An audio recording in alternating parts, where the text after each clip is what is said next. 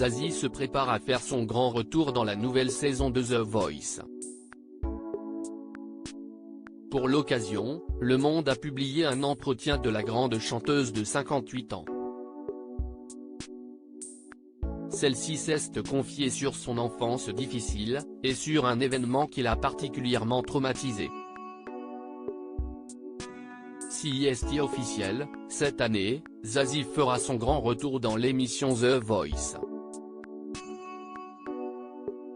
Récemment, elle a sorti son 11e album, LP, et elle apparaissait au naturel, dévoilant ses mèches blanches avec fierté. Il y a un ingrédient indéniable, c'est le courage, avait déclaré l'artiste en juillet 2022 sur RTL. Le courage de se remettre en question, d'arriver avec une mèche blanche disant « Bah ouais les gars, c'est normal.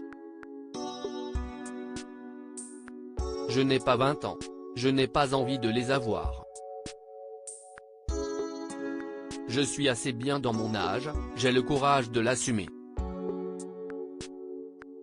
En septembre 2023, Isabelle de Truchy de Varennes, de son vrai nom, se confiait au micro de M Radio au sujet de son enfance, pour le peu chaotique. Ce sont des souvenirs assez heureux et un peu plus chaotiques par certains côtés, se rappelle-t-elle. Elle n'avait pas donné plus de détails sur son enfance dysfonctionnelle. Jusqu'à aujourd'hui. Ce vendredi 27 janvier 2023, alors que les fans trépignent d'impatience en attendant son retour dans l'émission de TF1, la chanteuse de rodéo a accepté de se prêter au jeu de l'interview pour les colonnes du Monde. Elle est revenue sur son enfance et a révélé une bien étrange anecdote sur la petite rêveuse qu'elle était.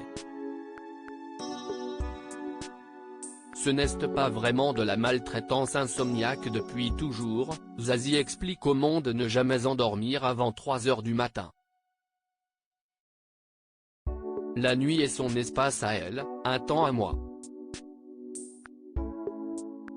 Elle était d'ailleurs somnambule, et avait développé, explique-t-elle, un trouble de la rêverie compulsive, où elle était persuadée que ce qu'elle avait rêvé s'était réellement passé. La vie rêvée est fort sympathique, confie-t-elle, mélancolique. Zazie poursuit l'interview en évoquant une anecdote assez particulière. Elle a longtemps cru à un rêve. À cause de son somnambulisme, la petite fille aurait fini par être sanglée à son lit.